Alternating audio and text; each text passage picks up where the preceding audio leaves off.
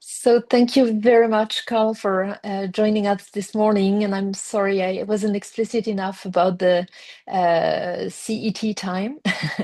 Yeah, well, Uh, that's my Anglo-centric thinking. no, it was my French-centric, as you can see. But but I'm delighted to have you this morning. And let's start immediately because we're already a bit late. Sure. Yeah. So, hello, everybody. My name is Dr. Carl Emery. I am at the University of Manchester, and I have been involved in writing, researching, and teaching about social emotional learning since around 1995. So really, as this emerged, and I suppose what I'm going to do today is tell you a bit of a story regarding that. If we go to the next slide. Yeah. So in this session, I'm going to interrogate the current social emotional learning dominance and discourse, and I'm going to introduce participants to Nancy Fraser's model of social justice. I'm going to revisit the development of social and emotional learning from the turn of the century through to where we are now, and ask some questions of that development and what it means and looks like. And then towards the end, I'm going to bring in some questions of power, inequality, and justice to the social and emotional learning debate and discourse. And really, I want to leave you with some thoughts on social emotional learning as a tool for cultural colonization. So that's what I hope to do in the next hour or so. And then we will go into some questions. Just a bit of background about who I am. Senior lecturer at Manchester University. I run a large research group called Poverty, Power and Place. I was a UK government advisor on education and the emotions, and I was part of the team that wrote the social and emotional aspects of learning, which some of you may know was the first nationally prescribed government programme on social and emotional learning. That went to all primary school children in the UK around about 2005. I also worked as an advisor to the Welsh Government, and I currently am an advisor to the National Education Union in the UK on child poverty. So that's just some of my background.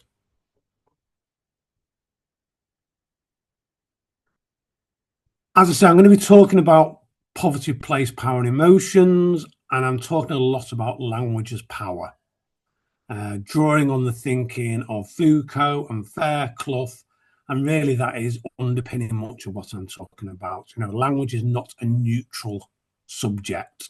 Language is soaked in situations and power and history, and I really want to kind of illuminate that today.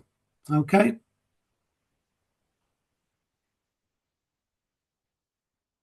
So let's talk about social emotional learning.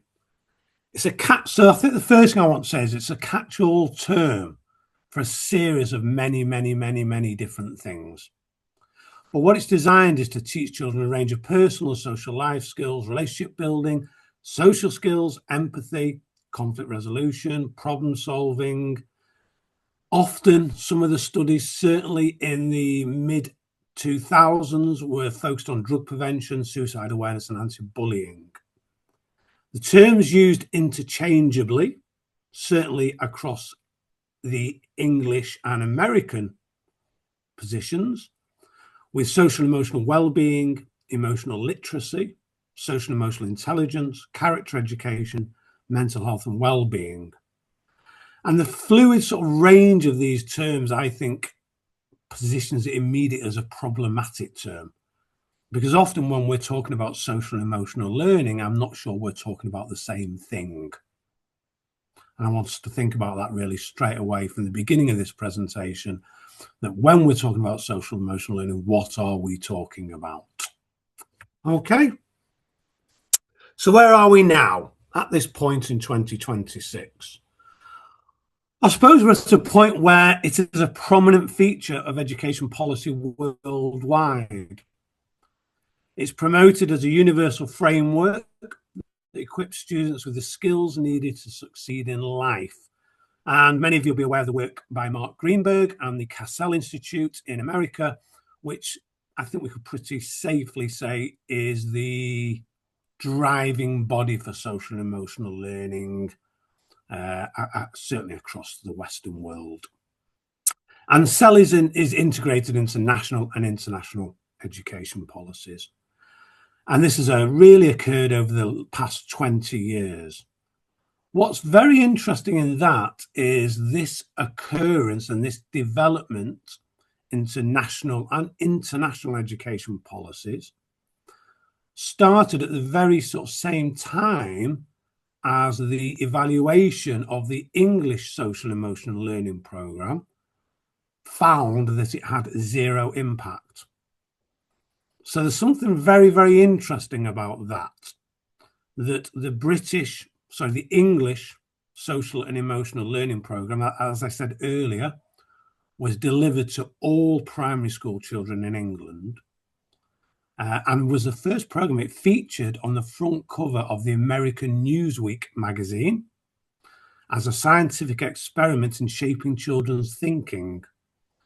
This experiment resulted in zero impact across millions of children.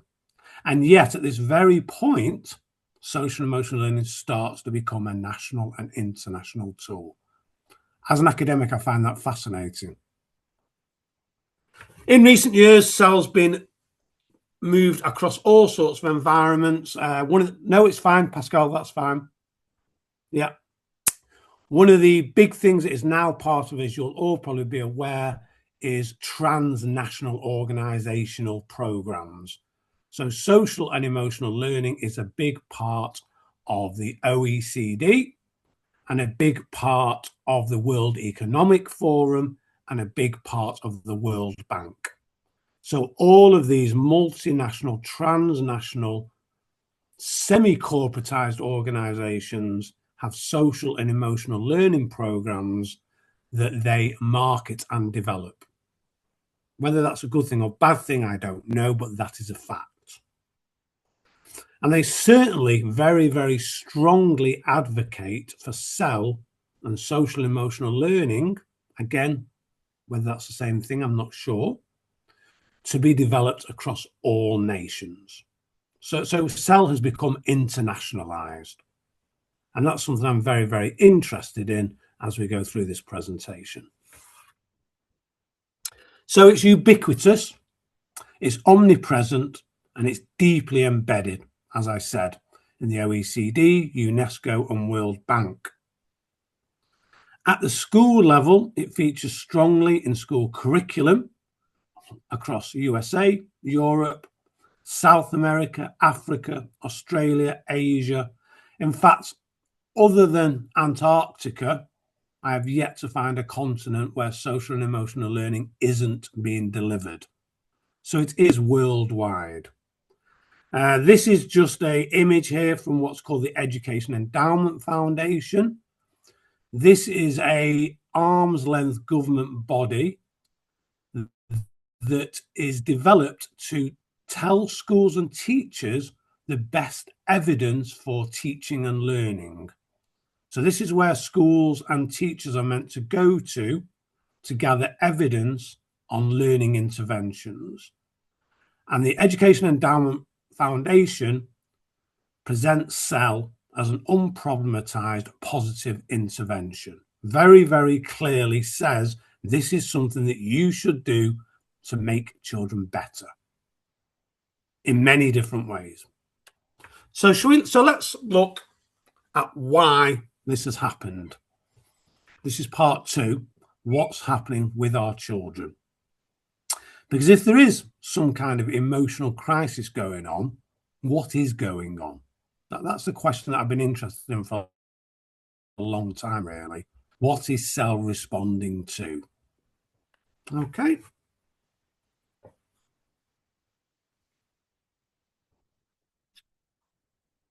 So when I was shortly after I'd completed my PhD, one of the things I wanted to do, and I did it in my PhD, and my PhD is online if people want to examine it. It is a critical discourse analysis of social and emotional learning across English and Welsh education systems and why it became important. And I traced the history of SEL right back, the discourse of it right back to the 1970s. So one of the things I did when I finished my PhD is I went back and decided I would follow this discourse and do a newspaper analysis. And what became very, sorry, can we just go? And what became very clear from this newspaper analysis, and this was a newspaper content analysis using critical discourse analysis.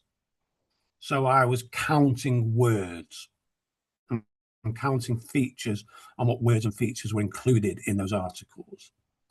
And what became very clear was a development of the social emotional model from the 1970s through to now, but how this has changed and changed quite drastically. So what we find is that the whole idea of social emotional learning emerged in the 1970s from the self-esteem movement in America.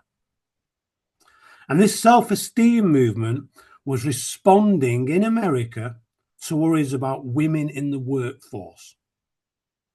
It's responding to the rise of television, it's responding to consumerism, and it's responding to the rise in divorce. So it's responding to changes in society. And people were having child moral panics about these changes in society. So the rise of women in the workforce, the rise of television, the rise of consumerism, and the rise of divorce led people to say, this is damaging our children. Now, what's interesting in that is that the self-esteem programs were responding to external social concerns. Social concerns being the key here. They were responding to concerns outside of the body. That moved on, and in the 80s and early 90s, it became a social skills movement, again in America.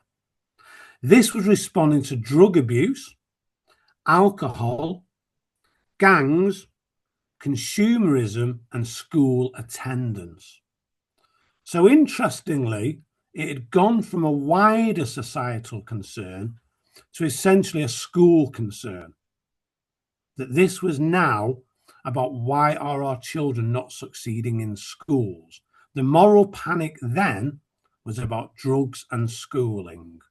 And those of us old enough to remember this will remember all the newspaper headlines and the stories and the war on drugs and all these sorts of things. We then move again in America to emotional intelligence and Daniel Goleman and the mid-1990s, which is really where I came in. And this suddenly becomes very different because now we have a child moral panic that is responding to antisocial behaviour of children, but it's also responding to a lack of motivation and a lack of empathy within children and employability skills. And that has gone from an external social concern. It's no longer a moral panic about society. It's a moral panic about the internal concerns and doings of the child's body. It's been internalized. And there's something very interesting about that change of direction. That carries on to around about 2010. Again, a very interesting point because that is where, in England, we did the social emotional learning evaluation and found zero impact of the programme. That's when the findings were published.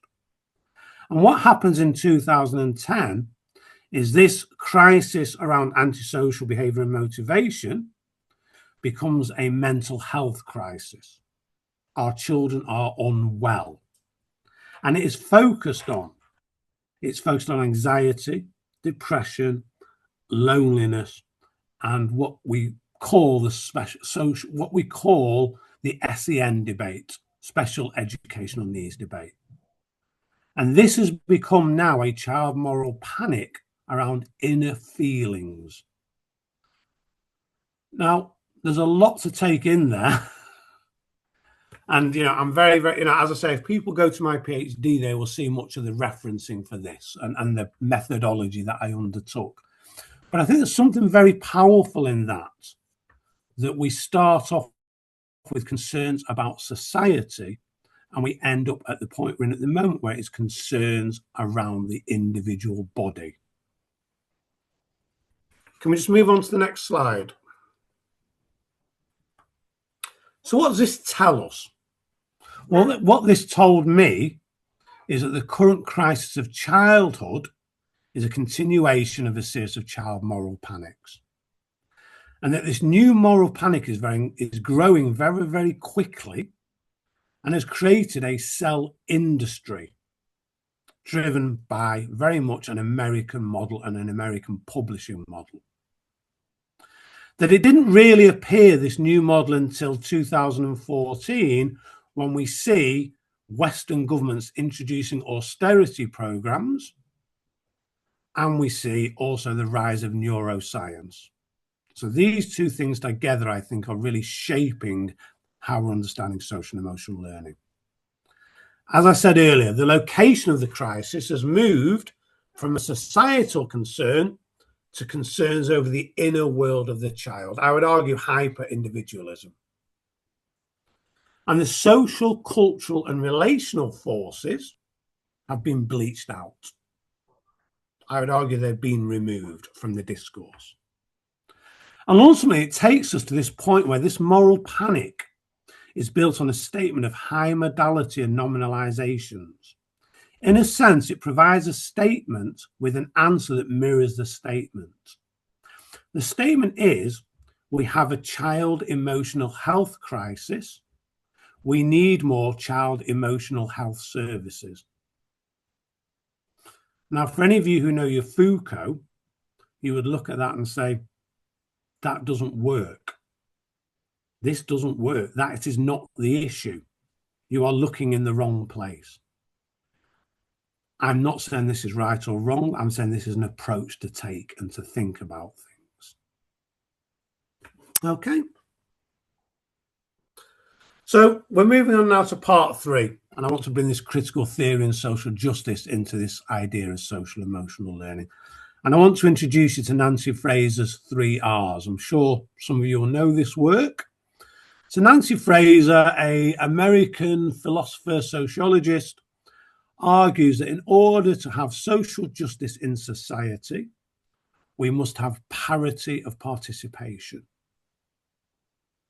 And the only way we can get parity of participation is through economic redistribution, cultural recognition, and political representation.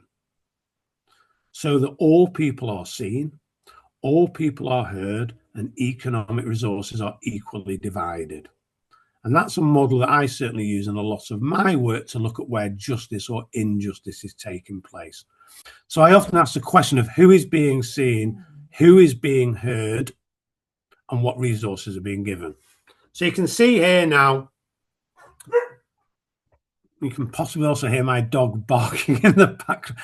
Excuse me 1 minute, I have to open the door because he's going to bark until I let him in. Sorry. In. Settle down.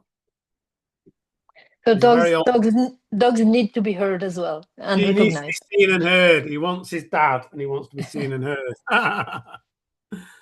So I've got a little bit of an activity here for the room. So when we talk about resources, we're talking about economic resources. That could be money, it could be buildings, it could be books, but it's economic resources. When we're talking about recognition, we are talking about who is being seen. And when we're talking about representation, we're talking about whose voice is heard. Now, what I've taken here is the Cassell definition of social and emotional learning. And I think it's safe to say, and I've worked closely with Cassell over the years. In fact, I've had a paper published recently with Mark Greenberg. So again, I am not saying this is correct. What I'm saying is this needs thinking about. And I have challenged Cassell on this many times. So this is how Cassell talk about social emotional learning. What I would like you to do as a room now is to spend 10 minutes looking at that statement and telling me who has resources, who is seen, and who is heard. and who doesn't have resources, who isn't seen, and who isn't heard. So can we organise that as an activity, Pascal, for 10 minutes? Yeah, sure. We're not that many, so I don't think we need to make several rooms, do we? I think we can just answer, and people can possibly answer in the chat as well. Yeah, that would be great. Yeah. Because I know some people cannot, cannot speak at the moment. They might be in the train or in different places. Yeah. So yeah, I invite you to either answer in the chat, which I can check, and speak.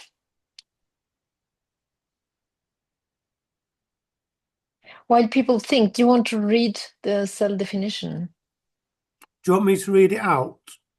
I don't know. Maybe it will help people. I don't know. It will give them time to think at least. Yeah. So let's go through it slowly. So we start by saying social emotional learning is the process through which all young people and adults acquire and apply the knowledge, skills, and attitudes to develop healthy identities, manage emotions, and achieve personal and collective goals. Feel and show empathy for others, establish and maintain supportive relationships, and make responsible and caring decisions. So if we go back to the start of that.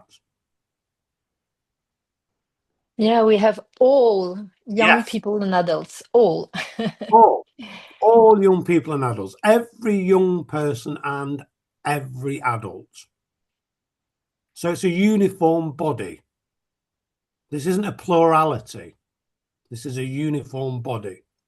It's also a uniform body of just one group of global all. Yeah. It takes no reflection or thought on context, culture, ethnicity, gender, age. Everything is bleached out. Yeah, so if this helps, Stephanie has put a translation, French translation of the text.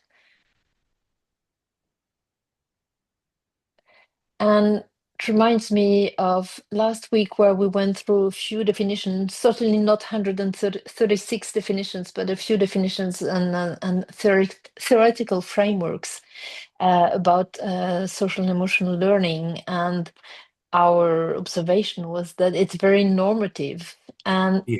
at the same it puts all the weight again on the individuals rather than the whole society.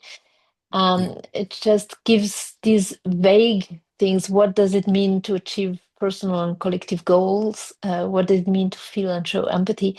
It's very, very vague. So, of course, nobody can not agree with that in a way. Exactly. It's in England, one of the most powerful elements of the social and emotional learning conversation when it first appeared was a statement that do you not want children to be happy? Exactly. Well, that's an impossible question to answer because we all want children to be happy, but that doesn't mean it's correct. And so if we look at this through the 3 R's, it starts becoming quite problematic because first of all, we see as like, who is being seen? Well, actually, everyone and no one is being seen. There's certainly not the voice of the child in here. There is no voice in here that is the voice of the child. This is the voice of an adult, and I'd argue it's the voice of a white American adult. And it's the voice of an expert saying what other people should do. So it's an objective list model. Someone in power has decided that this is what people should do, what others should do. So the voice being heard here is a voice of power and a voice of responsibility. Who's being seen? Well, no one's being seen, which is quite interesting. For something that is advocating social and emotional learning, no one is being seen. And in terms of resource, there is no real resource in here. There is words, but there is no resource as such. If we want healthy identities, I would contend that we need more doctors. I would contend that we need better working conditions. I would contend that we need to spend more money on housing, and particularly public housing. Yet these things are not present. So when we start to look at the social emotional learning debate through a lens of social justice, it becomes quite problematic because there's a vacuum there. Do any of the students want to bring their voices? Do any of the students want to be seen or heard? Yes, so. Stephanie, do you have any thoughts? Yeah, I have a thought about excellence. I mean, there's, yeah. Can you hear me? Yes. Okay. Great. Yeah, I was thinking that also it says that social emotional learning advances educational equity and excellence, and there's clearly an attention there. I mean, between two poles.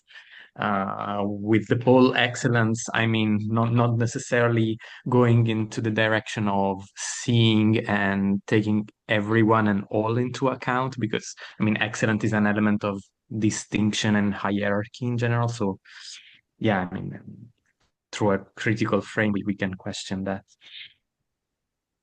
Yeah, great point. Absolutely, excellence is very, very problematic in this, isn't it?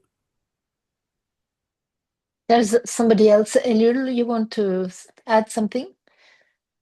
Yeah, well, hello. I had a question. It was about the recognition and who is seen part. While we are talking about, being seen, does it include marginalized backgrounds or not? Because I know that some children tend to express anger or frustration toward, like, how do you say it? Systemic injustice that they can go through while they're in a new country or where they are being marginalized. And I don't know if this is like labeled as poor emotional regulation on their side or not. I don't know if it was clear, but yeah, that was my question. I think that's a really good question and a very and it's a great point, and it's something that I argue very much about, that what is seen here is a normative version of what I would argue is a nostalgic Western child. It's a child that doesn't exist.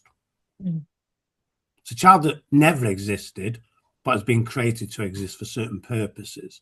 It takes no account of, as I said earlier, pluralities of childhood.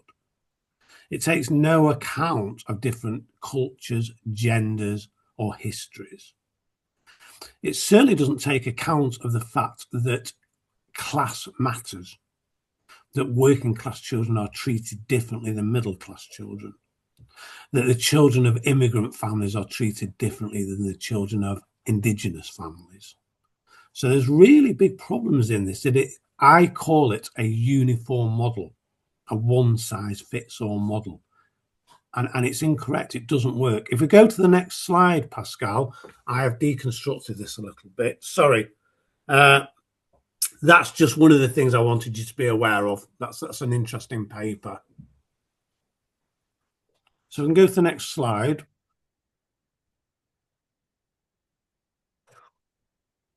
So if we think about this through the lens of injustice and social justice, many social emotional learning programs in the United States, they centralize white middle-class values whilst ignoring and devaluing many students' cultures, beliefs, and norms.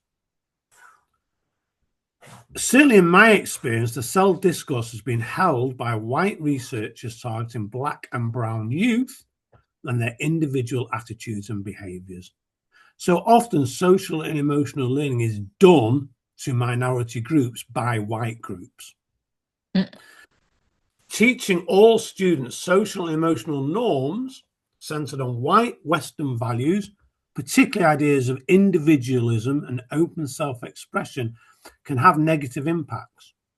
For example, the cultural mismatch hypothesis between Black students learning around curricular, teacher, and expectations coded with white middle-class norms.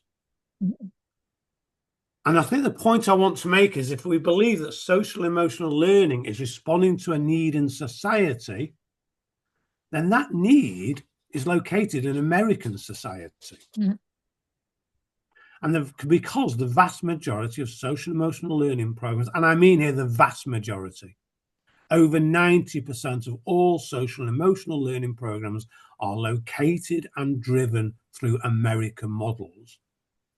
What does that mean for non-American countries and non-US citizens?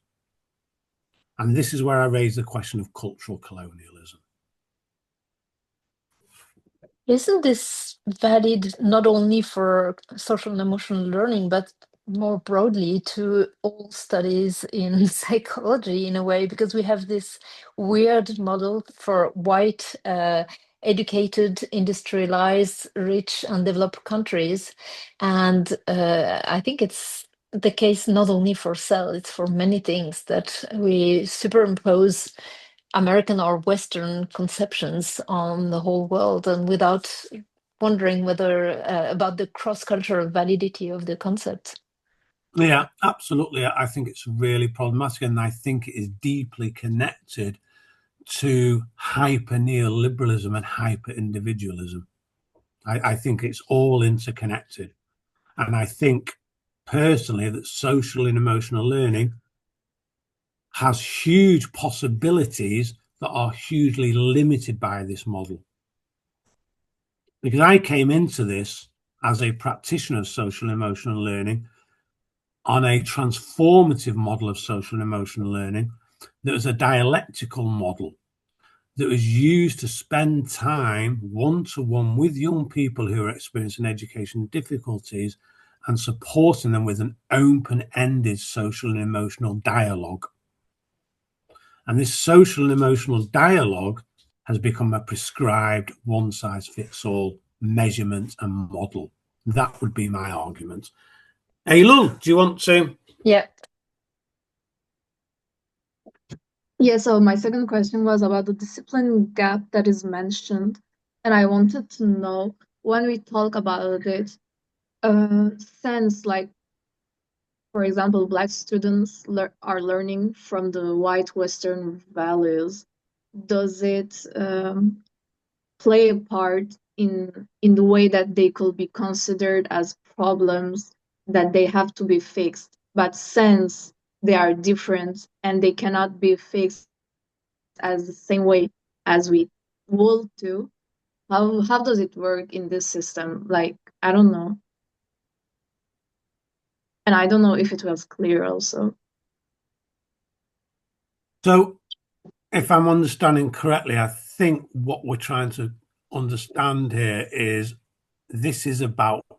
I think that this is about trying to fix children to behave in a normative prescribed manner that is developed and built upon a problem that I actually don't think exists in many European societies, that it is an American imported problem that isn't a problem in many of our societies. It might become one, but we're not American.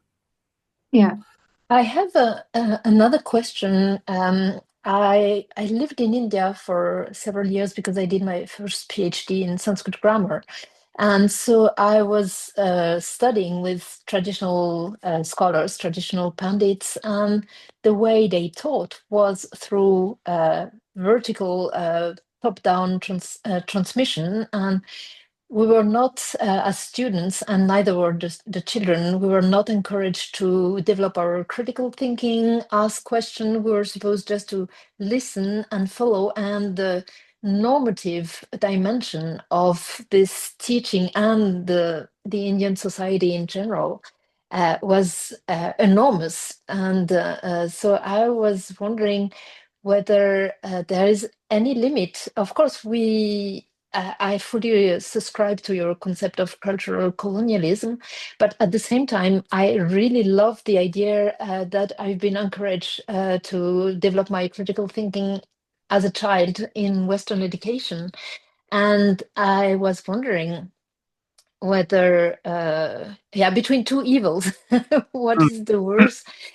Because also see children coming from more traditional background where they're not encouraged to raise questions. I don't know if they would be more flourishing in this environment. So I really have no answer. It's not a criticism of your own approach, because I fully agree with you.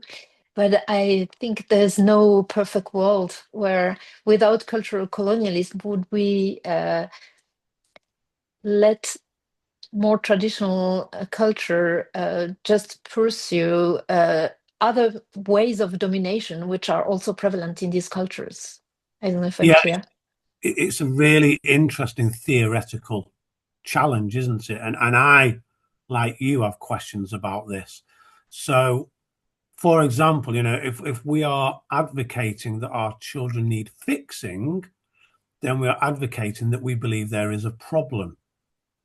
If we believe there is a problem, then we're kind of advocating that we are realists, that there is just this problem. It's a simple black and white problem. But I'd imagine most of us in this call are certainly not realists in the traditional sense. It's much more likely that we might understand through a lens of critical realism, which I think where I sit is as probably a critical realist, and there'll be others of us who are constructivists. And it raises really big tensions, as you say, Pascal, around there are huge benefits to be had, I believe, through learning and understanding and sharing cultural awareness and teaching people in a Freirean way, thinking of the work of Paulo Freire, around critical justice and critical education. And where that balance is, I think, is when people are told what is correct and isn't correct, rather than it being a bottom-up model that incorporates many, many different ideas and models and is a much more of a natural genesis rather than being told what is correct. But like you, I don't really have answers to this, because I believe quite strongly that children and communities and adults being able to talk about their emotions and social worlds are important. But I also think that those are very, very limited by the models of social emotional learning that we advocate.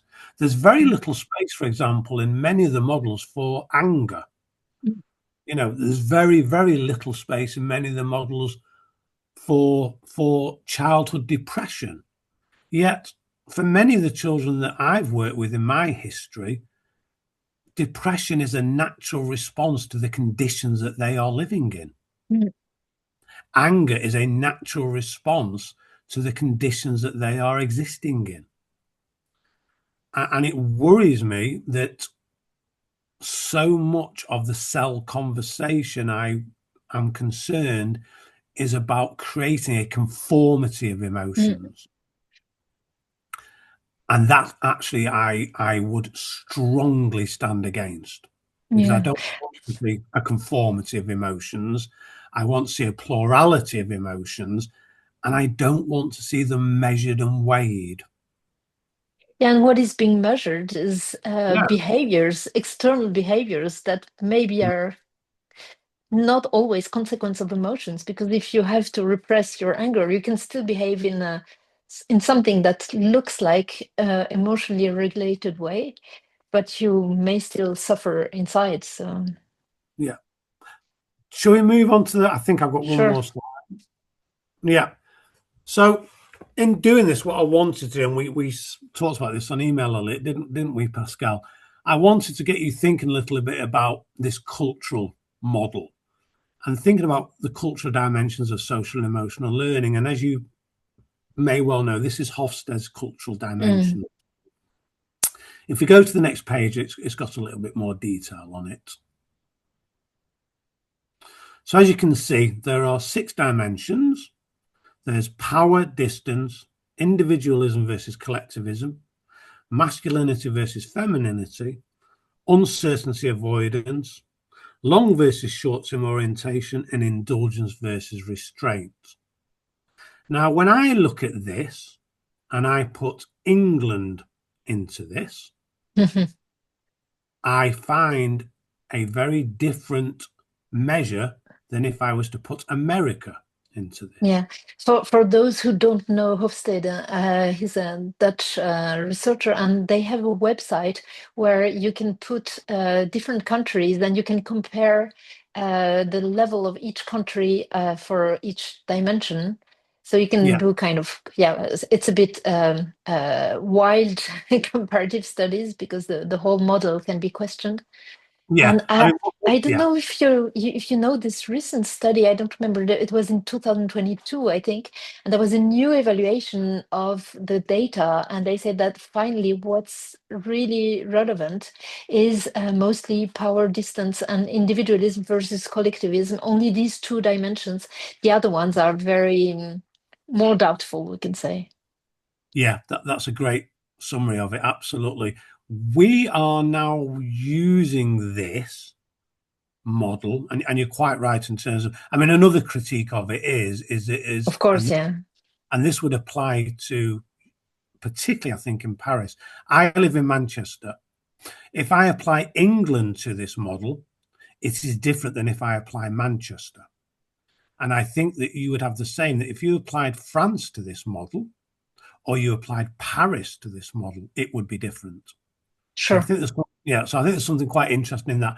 However, the problems aside, it is a useful tool for looking at things. Now, at Manchester, one of the things we're now beginning to do is we have started a study whereby we are examining and critically assessing and measuring the cultural adaptability of social and emotional learning.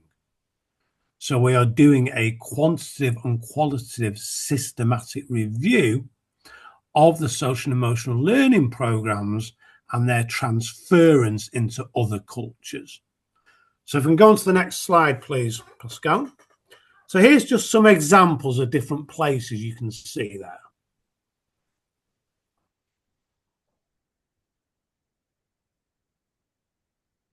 So we can see Malaysia and Denmark, USA and China, Japan and Sweden, Greece and Singapore, Korea and the UK, Mexico and Russia. So we can see great divergence. So the first thing we have to say is, if this idea of this child moral panic that I said earlier stands, then it is a child moral panic in a different cultural context. It is not the context that we operate in. So this really is, this statement here is a statement from my PhD student who is running this project with me. And she's from the Gulf states. And she said this to me when she did her application for her PhD. This is what she said to me. She said, social and emotional learning was introduced to me through American-based training and materials, often presented as a set of universal good practices. Over time, I became aware that the meaning and acceptability of these practices vary across cultures and school systems. I also became more aware of how power operates through funding, positioning one context as a source of expertise and others as learners expected to adopt and adapt what is offered. Can I also add in there, it's not just adopt and adapt, but it's also to buy what is offered. That's very, very important because, as I said earlier, this is an industry. Together, these observations led me to question how good practice is defined and adapted in education, a bit like the question Simone raised earlier about excellence, and how educational ideas travel within unequal structures of power and resources. So this is how someone who isn't white, isn't American, and isn't male experience social and emotional learning in their country. I think it's quite a powerful statement. It is. Yeah. So these are points really that I wanted to raise for discussion. Critical. So this is this is something now that this is kind of touched upon what we're doing. So it's a critical discourse analysis of social and emotional learning in national education policy across a variety of cultural places. Its growing presence in policy and practice has raised questions about CEL's cultural neutrality. Given that many CEL frameworks originated in the West, they often reflect cultural assumptions about social and emotional behaviours that are not universal. These assumptions are problematic as they risk reinforcing certain cultural norms as a standard whilst marginalising other perspectives. So if we're to look at the universality of CEL, and we're to look at the models that dominate the field, whose knowledge and concepts are credible and whose are treated as secondary or excluded? What about linguistic justice, particularly when English is a primary language? Interestingly, when I did my PhD and I compared social and emotional learning in England to Wales, one of the things that emerged very, very quickly was the Welsh didn't have one word for emotions. The Welsh had about 15 words for emotions, and it didn't translate. There wasn't a simple word for emotions. There was many, many words for emotions. So on a very, very simple linguistic level, there's really big questions here. And then you've got the question of educational colonization, where policies adopt external frameworks that can shape perceptions of what is considered desirable or excluded. So these are questions really that I wanted to open the floor with and see if people had thoughts and opinion on these. Maybe you want to lead, Pascal, I don't know. Stephanie, do you want to come in and ask some questions?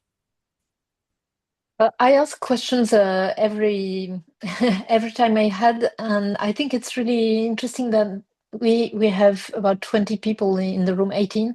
It would be nice to hear other people's voices, and especially we have people who are working on projects connected with social and emotional learning. So it would be really interesting to have their opinions as well.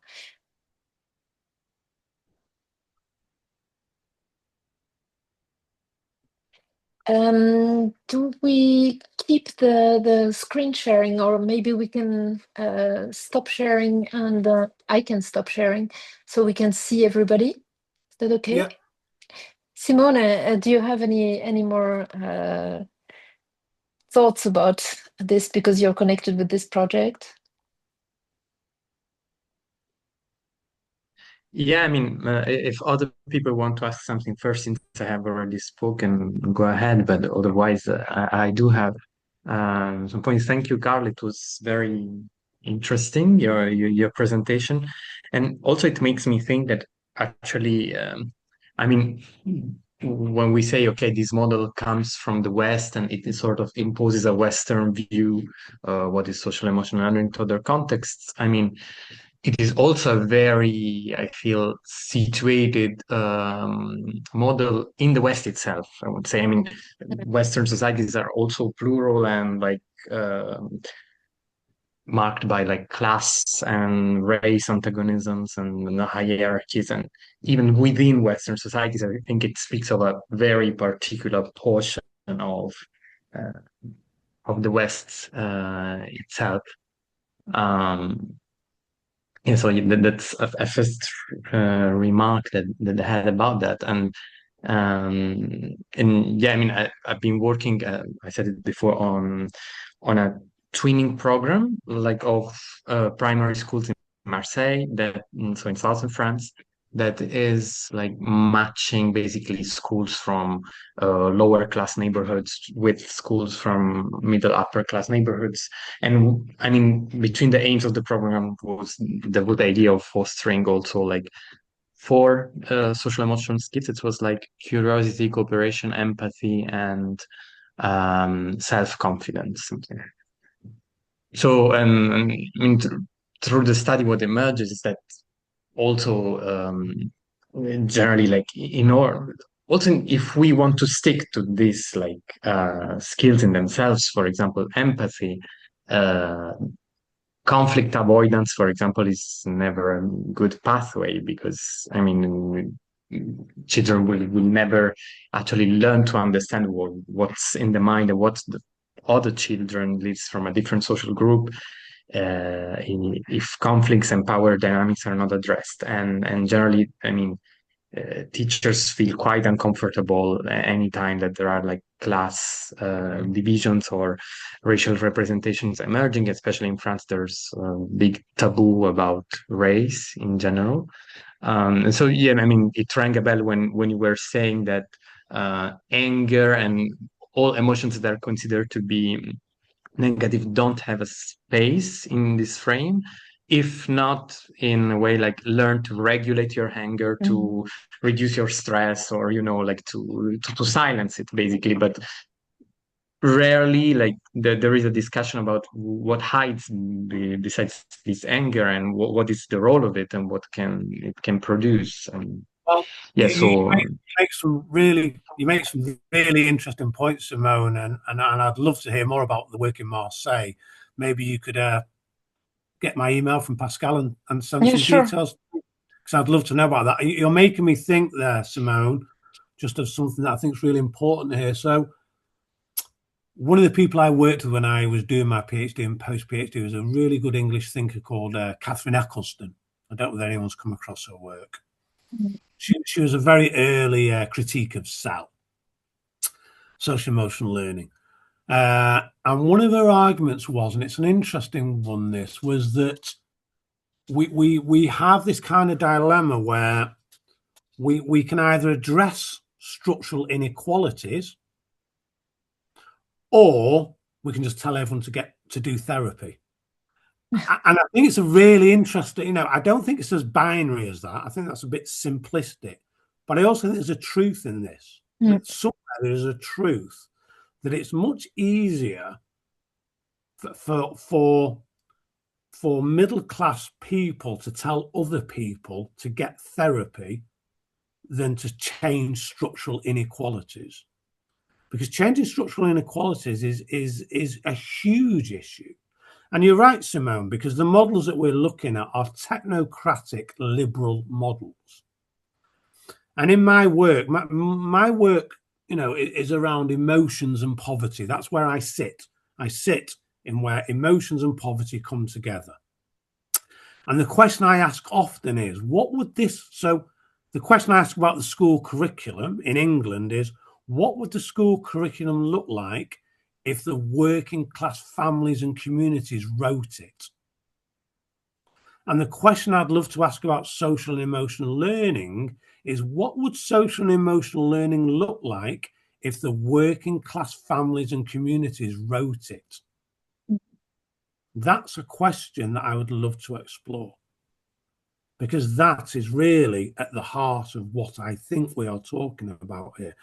Bringing it again back to Foucault, that what we're skirting around here all the time is power. And who has power in this conversation and who doesn't have power? And the points you make, Simone, are excellent. As I said, I'd love to know more about this work that's happening in Marseille, because knowing Marseille quite well, I think it's probably got many similarities to Manchester as a big post-port industrial city, with high levels of immigration and lots of tensions in that. And who is Marseille? What is Marseille now, and what can Marseille become? And we have these conversations in Manchester where we say, well, who are the children in Manchester? And the children in Manchester in many cases are young Muslim girls. They are many of the children in Manchester, but that doesn't really fit in to the narrative that we've created. Can I just respond quickly? Yeah, sure. Sure. The floor to the people. I think there's an extra challenge in this when you say like, what would like the working classes or like the marginalized groups say about the emotional learning and present it, and it's that at least in my research experience working with like when I did like interviews or also like a final questionnaire, like about like the program, like a multiple choice thing, like with answers to kids, is that I felt that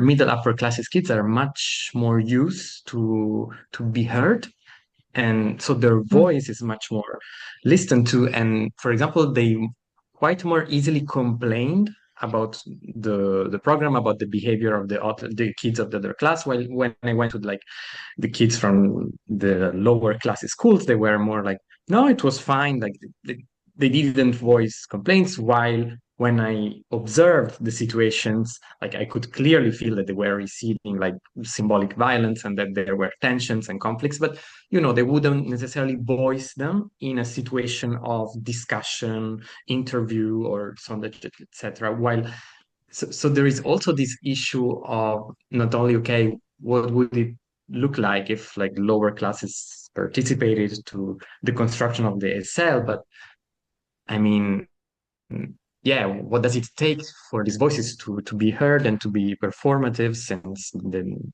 they're much less used to it? I mean, yeah, it's really good points, and I don't know what that would look like, because you're asking people to give voice to lived experiences that are not valued. So that makes things very visible, and we're also not talking about the huge issue here of social emotional learning and digitalization and social media. There's when we start bringing that into the debate, and we start talking about that, then that again adds another level to this that I don't know how you begin to. Social emotional learning as a performative tool on digital platforms is a very powerful thing.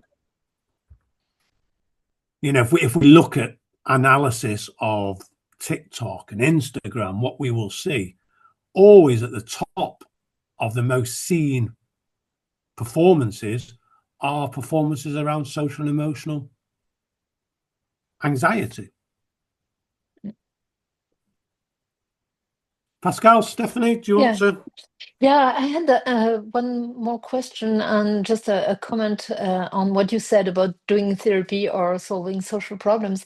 A colleague of mine was doing intervention in centers to help people who were in need of help, and she was doing something like yoga or self-hypnosis or things like that.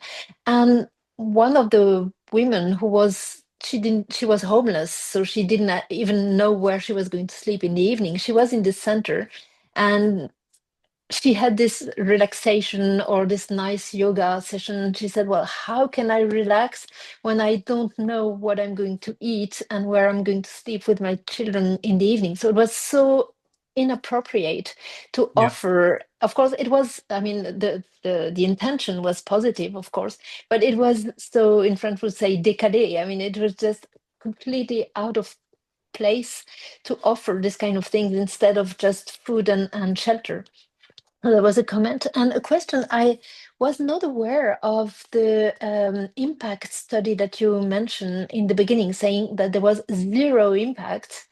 And it's really striking how, in this case, when usually in neoliberal context, we're always asked to think about impact and to justify everything we do on the basis of impact. Suddenly, when from an ideological point of view, it doesn't go their way, they simply ignore this question of zero impact. I thought it was just unbelievable that even the Education Endowment Foundation should not point it out. I just can't understand. It's absolutely fascinating, isn't it? So it is. So I was part of the team that wrote the program, and I was then part of the team that evaluated the program. And I will send you the link to the evaluation, Pascal. And it was very, very clear. In fact, because we were working it's a research program funded by the UK government, we actually had to meet with them to forewarn them of the findings, because we knew the findings would be uncomfortable. And in fairness, we probably toned down the findings, because in certain categories, it was actually negative impact. So it wasn't just, we reported it as a zero impact. In certain areas, there was actually a negative impact. What was the negative impact? Was it, for instance, it increases inequalities or things like that? I can't remember. I'd have to go back and look. As I say, I'll send you a link to the evaluation. But, you know, this was an evaluation of the biggest social and emotional learning program that has been run in any country with schools. It was mandatory. It wasn't voluntary. Every child do this program. Yeah. Yeah, so it's a huge experiment on countrywide. Yeah. And what's the reception of teachers? I mean, have they heard of these results? No. So these, again, you know, this is interesting, isn't it, about power and discourses. So no, it, public. Yeah. It just vanished. It vanished, and it, as I said in my presentation, we had a period in England from around about 2010 to 2014 where social emotional learning was not on the agenda at all. It had gone. It had completely died. It had stopped. And then around about 2014-15, as austerity was introduced by the government, social and emotional learning became a conversation again. There's a very interesting thing, again, in my PhD, I talk about this as to why we need social emotional learning. There's a very interesting theory about societies and anxiety and teachers. And there is a theory, and it kind of touches upon Deleuze and Guattari's idea of rhizomes, if people know anything around that. It kind of touches on this idea that educators, teachers, the more teachers are forced to become instructors who have to weigh and measure everything and only get to teach what is critical, important subjects. The more teachers have to do that, and the more the curriculum is limited, the more educators will look for alternative ways of finding space to do different things. Theory that is one of the reasons why social and emotional learning became important again, because teachers were seeing children in schools in England, certainly, who'd been through austerity, who were not coping. But there was no space in the curriculum for them to deal with these children who weren't coping, because they were either having to do maths or English or science. And you can't talk about emotions in maths, English and science. So, you know, lots and lots of teachers and educators advocated for another space to be found where they could talk about emotions. And there is an argument that that is how this developed again, how it reappeared. And Deleuze and Guattari's rhizome theory says, you know, things that are important reappear. So we can push them down and forget about them, but they pop up again and they keep on popping up. And if you go back to my table around the child moral panics, this keeps on reappearing. You know, it keeps on popping up. There hasn't been a time since the 1970s where we haven't been worried about our children's mental health. And it coincides with the introduction of neoliberalism and individualism. Yeah. It's the same thing. You know, we squash this down because it hasn't worked, but it comes back. It comes back. It comes back. So it's telling us something as a society that we need this. And I guess the Foucauldian response to that would be, why do we need this? Yeah. And also, when you say a space to talk about emotions, what I see in France in the way social and emotional learning is promoted on a state level by an institution called Santé Publique France, they produced some guides for teachers. And it's not really about emotional literacy, it's mostly to try and develop the skills that we need to fit into society and repress our emotions, or for kids to repress their emotions. There is no talk about teachers' social and emotional skills, because there's a big part, I think, of this learning that goes through modeling. So if students see their teachers acknowledging their emotions and dealing with them, it might be a big way of teaching it, and it's not happening. No, it doesn't feature in any of the English teachers' competencies model at all. So English teachers are expected to deal with the social and emotional needs of children. They have no model of social and emotional support or training for themselves. No. Yeah.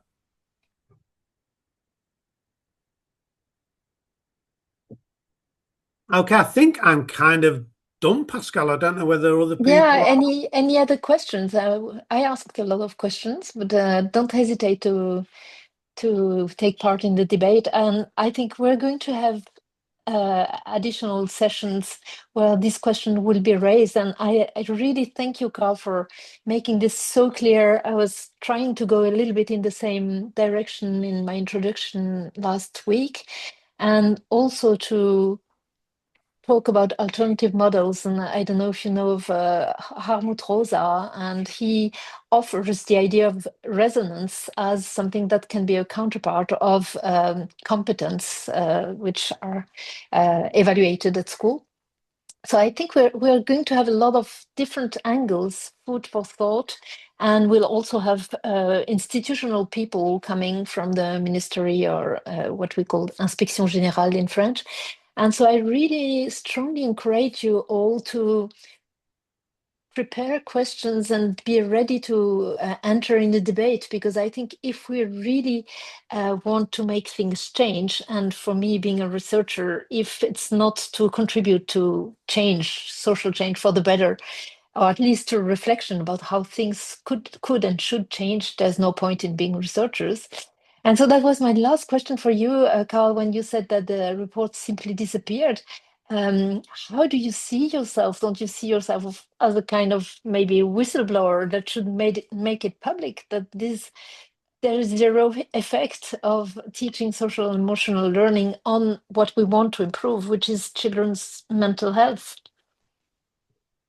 Good question. I mean, the report was responded to, and government changed its response.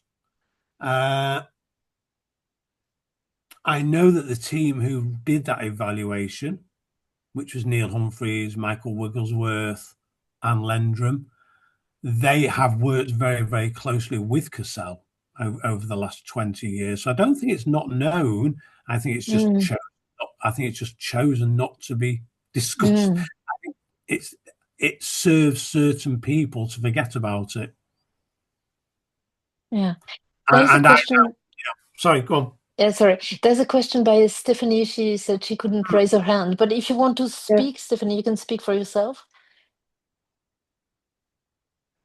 And yeah, sorry, the I other just tried to Stephanie unmute. also has a question. I don't know why I can't find the button. Anyway, so I was wondering if the research you did was only done in public schools. It sounds like yes, it was. It was only done in British public schools.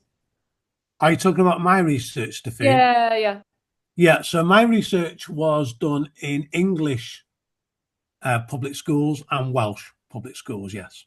Okay, because I was wondering if I know that, for example, I'm very familiar with international schools, which are of course private, and so that brings up a whole question of the socioeconomic difference between the populations that you find in public schools and private schools that are very could be very elitist, but they might have more of a mechanism built in for assessing SEL, and so then maybe it would be easier to see if there actually is an impact as compared to in public schools or in a place where the curriculum isn't necessarily set up to, like you just said, to leave space for emotions and things that aren't just curriculum focused.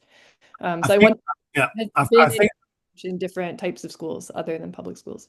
Yeah, I think it's a really interesting question. I mean, if you're talking about the assessment of social and emotional learning, that's a whole another world. There is lots and lots of papers written about that.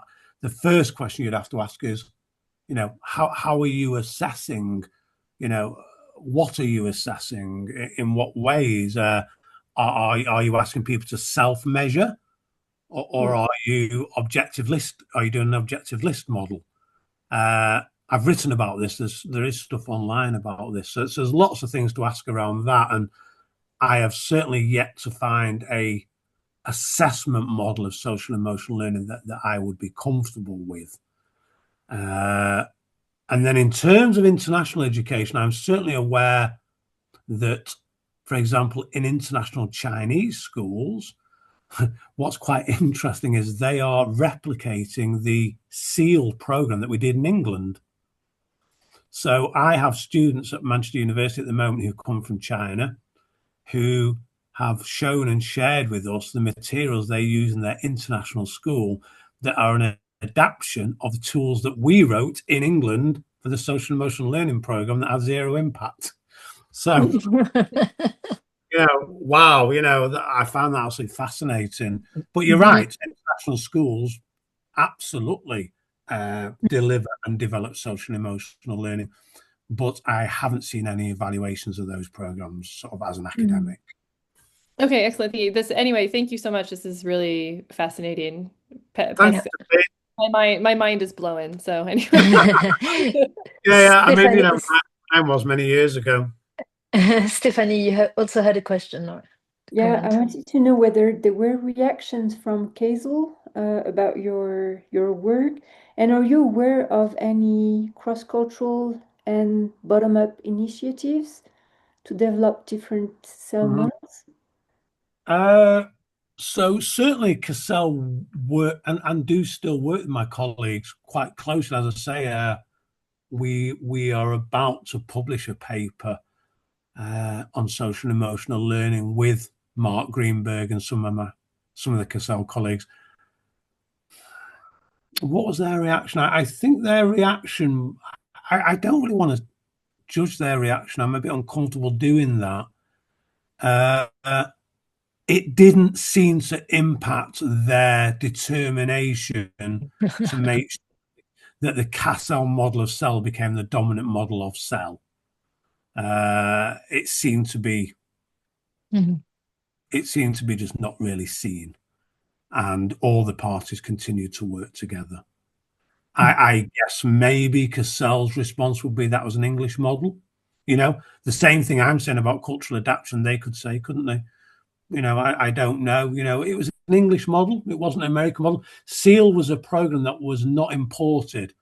So we didn't import an American model for SEAL. We wrote it ourselves. It was developed, again, I mean, I don't know if it helps, but I can happily send you a link to my PhD, Pascal, where all this sure. It would be nice. Is presented. But SEAL was developed not much after Daniel Goleman first appeared. It was very progressive. We had a whole group of educators in England. It was a time of great change in England around a different government that was much more left-leaning and much more interested in left-wing thinking at the time. We look back now and realize it wasn't, but at the time we thought it was. So it was a very progressive government. There's lots of people who were doing work around social exclusion and communities, and the government brought those people together, and I was one of those people, and we were given the task of looking at Daniel Goleman's emotional intelligence and seeing if that could work in terms of social exclusion for young people in England. So the principle was somewhat different in that we were approaching it from a model of social exclusion, not a model of employability or behavior. It wasn't a model of employability or behavior. It was a model of how can we reduce social exclusion.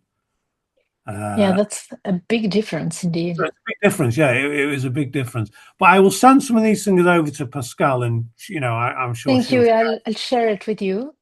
And thank you once more, Carl. It was really fascinating, enlightening, and food for thought for the next seminars. And next week, we're going to talk about evaluation. It will be the evaluation of a French program on social and emotional learning by the association Scolaire. So I think we have a lot of questions that are already ready for the team. And so I'm looking forward to this next session. Thank you once more. Thank you very much, Carl. I'm looking forward to reading more of your paper and thesis. And let's keep in touch. I think we really have things to do together. Yeah, no, Thank you that's very great. much. Thank you very much. Nice to meet you, everybody. Nice. Au revoir. Bye bye. Au revoir. Bye bye.